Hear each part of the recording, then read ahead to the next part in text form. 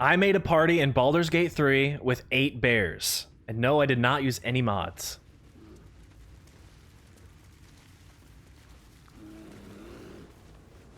Hey guys, Omaha here. Today I'm going to go over the Beastmaster subclass for the Ranger and show you all the animal companions, as well as all the spells and abilities. Rangers are unrivaled scouts and trackers, honing a deep connection with nature in order to hunt their favored prey. You're going to be proficient with simple weapons and martial weapons. This will add your proficiency bonus to attack rolls with these weapon types, so it makes it easier to hit. And then light armor, medium armor, and shields. So wearing these armor types will not impose disadvantage on your attack rolls or prevent you from casting spells. Then you're going to choose your favorite enemy. Studying the tactics and abilities of certain creatures has granted you a set of abilities that is useful in a variety of situations. There's Bounty Hunter. You gain proficiency in investigation. Creatures you hit with ensnaring strike, either ranged or melee, have disadvantage on their saving throw, so they're going to be easier to hit with this spell. Keeper of the Veil. You specialize in hunting creatures from other planes of existence. You gain proficiency in Arcana, which lets you recognize magic, interact with enchanted items, and can cast protection from evil and good. Magebreaker. You have a history of battling spellcasters. You gain proficiency in Arcana and can cast True Strike. Ranger Knight. You have sworn to serve a crown or nation and seek to bring its foes to ruin. Gain skill proficiency in history, remember the past of the world and its people, and armor proficiency with heavy armor. So you can wear heavy armor without imposing disadvantage on attack rolls or blocking spells. Sanctified Stalker. You swore to hunt the enemies of a holy or druidic order. You gain proficiency in religion, recognize deities, understand holy rites, and can cast Sacred Flame. Then you'll choose your natural or explorer ability. Years of traveling in the wild have made you particularly attuned to beasts or adept at surviving in certain environments. There's Beast Tamer. You have cultivated a strong bond with animals. You can cast Find Familiar without expending a spell slot. Urban Tracker, an expert at navigating the wild within the city. You gain proficiency in Sleight of Hand. Helps you pick locks and pockets and disarm traps. Then there's Wasteland Wanderer Cold. You have spent days surviving desolate tundras. You gain resistance to cold damage, so you take half damage from cold. Wasteland Wanderer Fire. You have spent endless days surviving forbidden deserts. You gain resistance to fire damage. And Wasteland Wanderer Poison. You have spent endless days surviving fetid swamps. You gain resistance to poison damage. You'll then apply your ability points, keeping in mind that Dexterity is your most important ability. It's going to affect your ranged weapons and finesse weapons. It also affects your initiative and armor class. And as a ranger, your spellcasting ability is going to be based on your wisdom. Then you'll apply your skill proficiencies. Being able to choose 3 between athletics helps you shove and resist being shoved. Stealth, stay out of sight, meld into the shadows, helps you with hiding. Investigation, analyze clues, solve mysteries. Nature, recognize plants and animals, hug trees. Animal handling, influence animals, pet all of the dogs. Insight, read people and situations, detect lies. Perception, observe your environment, spot hidden details. And survival, stay alive in the wilds, track prey. All right, at level 2, your health's going to get increased. You're going to get 2 level 1 spell slots, which are restored on a long rest. You'll be able to choose 2 spells from Animal Friendship, Cure Wounds, Ensnaring Strike, Fog Cloud, Good Berry, Hail of Thorns, Hunter's Mark, Enhanced Leap, Long Strider, and Speak with Animals. Then choose your fighting style. Adopt a particular style of fighting as your specialty. So there's archery. You gain a +2 bonus to ranged weapon attacks. Defense. You gain a +1 bonus to armor class while wearing armor. Dueling. When you are wielding a melee weapon that is not two-handed or versatile in one hand and no weapon in the other, you gain an additional 2 damage with that weapon. And 2 weapon fighting. When you make an attack with your offhand weapon, you can add your ability modifier to the damage of the attack. All right, at level 3s, we're going to choose your subclass. For the video, I chose Beastmaster. Beastmasters bind themselves to an animal companion, sharing an intelligent bond that flourishes in and out of combat. This is going to give you the action Ranger's Companion. Gain a beast companion that accompanies you on your adventures and fights alongside you. And you can cast that within a range of 60 feet, and it's an action. You're going to get that health increase, your 3rd level 1 spell slot, and you're going to choose another spell from the original list. And then you're going to be able to replace a spell because you can only have a certain amount equipped at a time. So you can select one of the spells you have and replace it with one from the original list. So Ranger's Companion will actually give you 5 companions to choose from. All of them are permanent, and if they die, you can just summon them again after a short rest. So there's Bear Companion. Summon a black bear that can endure heavy attacks and draw the enemy's attention with its goading roar. His name is Ursa. Here are Ursa's stats. Armor class of 11. He has 19 HP to start, and he has Prey Scent passive feature. You deal an additional 1d6 damage to creatures marked by your Ranger's Hunter's Mark. So if you use Hunter's Mark on any creature, your companions will do 1d6 extra damage against those creatures. He has Claws, which do 3 to 10 slashing damage, lash out with deadly claws, and it's a range of melee, and he uses an action. Goading Roar. Roar at nearby enemies to goad them into attacking you for 2 turns. Has a range of 30 feet, and it's a wisdom saving throw, and that also uses an action. was saved, but he was goaded. Must attack the goading creature if possible. And then he has dash, hide, jump, disengage, and then you can dismiss the summon at any time for a bonus action. Then there's the boar companion. Summon a boar that can sweep through the battlefield and knock enemies off their feet with its charge. His name is Varus, or Vetis. And here are his stats. He starts with 11 HP, armor class of 11, and he has Praise Scent. So he has Tusk Attack, which does 2 to 7 slashing damage, gore a target with the range of melee. He uses an action. And he has Boar Charge, which does 2 to 5 damage of slashing. Charge forward, attacking all enemies in the way and possibly knocking them prone. So prone is where they can't move or take actions, bonus actions or reactions, and have disadvantage on dexterity and strength saving throws. Attacks against a prone creature have advantage if they are made within 10 feet of the creature. A prone creature must spend half its movement speed to stand up. So that'll be for 2 turns. This attack doesn't provoke opportunity attacks, has a range of 30 feet, and it's a strength saving throw, and it uses an action. And then he also has dash, hide, jump, and disengage, and you can dismiss him as a bonus action. And there's Wolf Spider Companion. Summon a wolf spider that can shoot webs and poison enemies with its bite. His name is Arania, and he has 10 HP to start. Those are his stats. He has an armor class of 14. He has Praise Scent as well. Dark Vision, can see in the dark up to 40 feet. And Web Walker, isn't slowed down by web surfaces and can't be enwebbed by them. So he has Venomous Bite, which does 4 to 11 piercing damage. Bite a target and possibly poison it. So poisoned, they suffer disadvantage on attack rolls and ability checks. So they're not going to be able to hit people as easily. That's going to last for 2 turns. It's a range of melee, and it uses an action.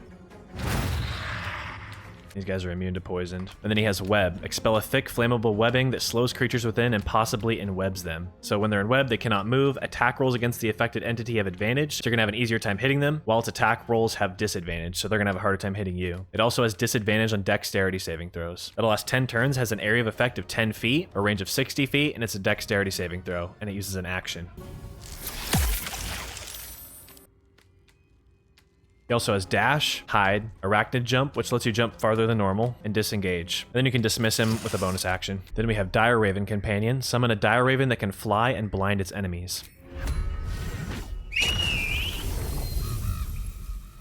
His name is Corvus. He has 13 HP to start. He has an armor class of 16, and here are his stats. He also has Praise Scent. Corvus will also be the only companion that doesn't make NPCs flee in terror, and he has a proficiency in Perception, which lets him spot hidden details. He has Beak Attack, which does 4 to 10 piercing damage, peck at a target with a range of melee. Then he has Rend Vision, does 3 to 8 piercing damage, attacks a creature's eyes and blinds it. So when he's blinded, they have disadvantage on attack rolls. Range of attacks and spells reduced to 10 feet. Attack rolls against blinded creatures have advantage. That'll last 2 turns. This is a range of melee, and he uses an action. He also has dash, hide, disengage, fly. That's just you fly to a target position, then 60 feet. And you can dismiss him as a bonus action. And then we have Wolf Companion. Summon a wolf that can inflict devastating wounds and knock down enemies with its lunging bite. So his name is Lupus. He starts out with 11 HP. He has an armor class of 13. He has Praise Scent as well, and he has Pack Tactics. Creature has advantage on attack rolls against a target if one of its allies is within 10 feet of the target and isn't incapacitated. Lupus also has proficiencies in Stealth, which helps him hide, and Perception, which lets you spot hidden details. He has Bite, which does 4 to 10 piercing damage. Bite a target. It's a range of melee and uses an action. He also has Lunging Bite, which does 3 to 6 piercing damage. Lunge at a target to bite it and possibly knock it prone for 2 turns. It's a range of melee, it's a strength saving throw, and it uses an action. He also has dash, hide, jump, disengage, and you can dismiss him as a bonus action. Once you hit level 4, you're going to get another health increase. You have the option to replace a spell again, and then you're going to choose your first feat. At level 5, you're going to get another health increase, your 4th level 1 spell slot, your first 2 level 2 spell slots, and the feature Extra Attack. You can make an additional free attack after making an unarmed or weapon attack. If you gain the Extra Attack feature from more than one class, they don't add together. So now you can attack twice in one turn. You're going to gain another spell, now having access to level 2 spells, Bark Skin, Dark Vision, Lesser Restoration, Pass Without Trace, Protection from Poison, Silence, and Spike Growth.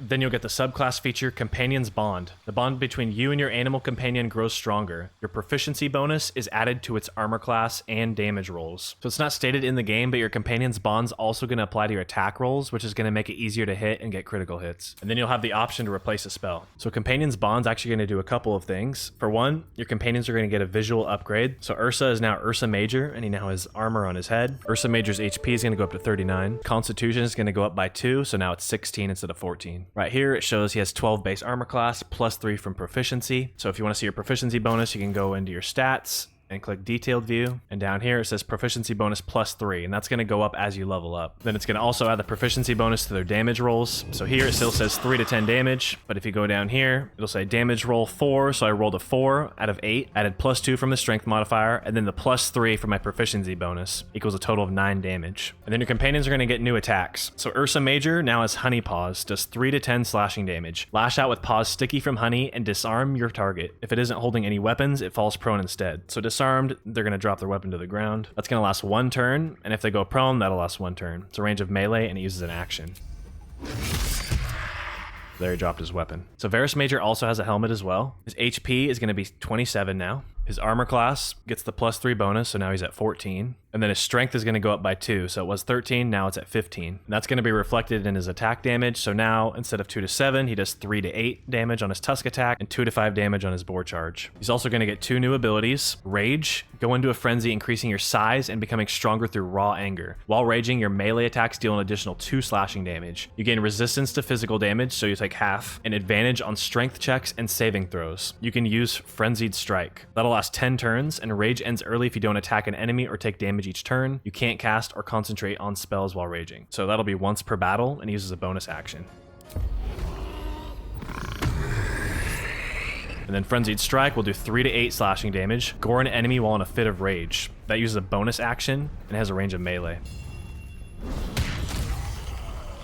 So there for my attack roll, you see I did a critical hit. I rolled a 25 with all my added bonuses. And then for the damage roll, all the numbers added up equals 21 damage. Uranium Major now has a blue tint to him. His dexterity is going to go up by 2, which is also going to be reflected in his armor class. So now his armor class went from 14 to 18, plus 3 for my proficiency, and then another one from the dexterity boost he got. So the increased dexterity is going to make his venomous bite go up to 5 to 12 damage. And his HP is now going to be at 24. And he's going to get a new ability called Cocoon. Trap a creature in your web to cocoon it. So Cocoon, they're trapped in a spider's web, can't move or take actions, bonus actions, or reactions. The condition ends upon taking damage, and it's a strength save. That'll last 3 turns. It's got a range of melee. It's a dexterity saving throw, and it uses an action. Corvus Major is going to get some cool looking armor. His armor class is now going to be 19. He's going to have 21 HP, and his constitution is going to go up by 2. His beak attack is going to go up to 5 to 14 damage, and his Rend Division will go up to 4 to 12 damage. He's now going to have the ability Bad Omen. Does 2 to 16 piercing damage. Hurl one of your feathers at a target to mark it as cursed. So Curse of the Dire Raven, marked by the feather of a Dire Raven. Attack rolls against the affected entity have advantage, so it's going to be easier to hit them. That'll last 2 turns, and on a save, the target still takes half damage. Has a range of 30 feet. It's a wisdom saving throw. You can use it once per turn, and it's an action.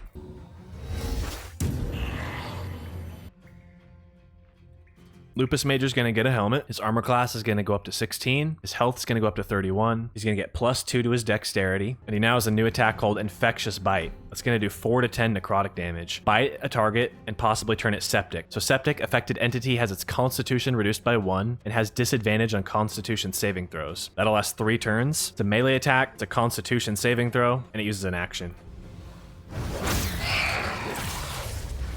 So now he's septic.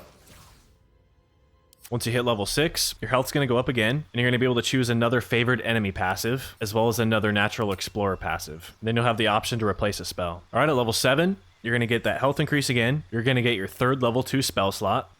You're going to be able to choose another spell. You're going to get the subclass feature Exceptional Training. Your companion animal can dash, disengage, and help as a bonus action instead of an action. So help up downed characters or remove burning, ensnared, entangled, enwebbed, prone, and sleeping. That is huge. That's really good. And then you'll have the option to replace a spell. Now your creatures are basically going to be able to revive you and attack in the same turn, or dash to the target if they're far away and attack in the same turn. Once you hit level 8, your health's going to go up again. You're going to get the class feature Land Strike. stride difficult terrain. You've become an expert at moving through the wilderness. Difficult terrain no longer slows you down. So ice or thorns, none of that stuff's going to slow you down. You can move through it at the normal speed. You're going to be able to replace a spell, and then you can choose your second feat.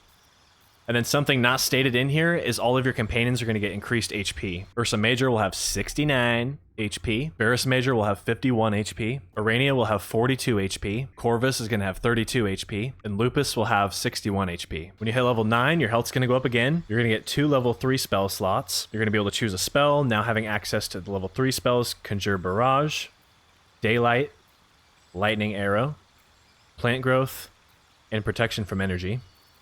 And then you can replace a spell. All right, once you hit level 10, health increase, you're gonna get the action Hide in Plain Sight. Camouflage yourself with your environment to become invisible and gain a +10 bonus to stealth checks as long as you stand still. That's gonna last until a long rest. Invisibility ends early if you move, attack, cast another spell, take an action, or take damage. And that uses an action. So here's what Hide in Plain Sight looks like.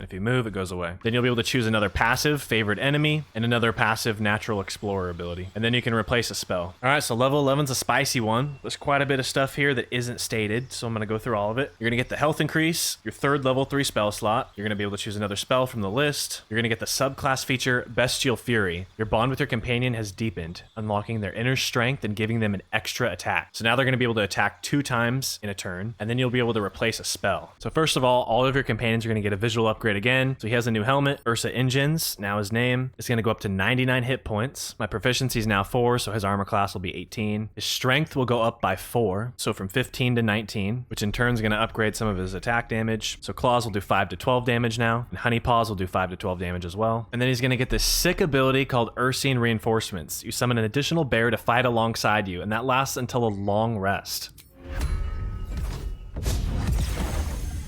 So now you got 2 of the boys. It's going to summon Ursa Major, so he'll have 39 HP. He won't be as strong as Ursa Engines, but he's going to have all the same abilities you had at level 5. Varus is now Varus Calimitosis. I think I said that right. He's got a new helmet. His armor class is now 17, and he has 85 hit points. His constitution's going to go up by 4, so now it's at 16 instead of 12. And he's going to get a new ability called Kick Up Muck. Slather a target in mud, slowing them. So slowed, the affected entity's movement speed is halved, and its armor class and dexterity saving throws are reduced by 2. The entity can't take reactions or make more than 1 attack per turn, and can only take either an action or a bonus action. Spells cast might be delayed for 1 turn, and that's a wisdom save on that. And that'll last 2 turns, so this has an area effect of 30 feet, and it's a dexterity saving throw, and it uses an action. It's got a little cone there.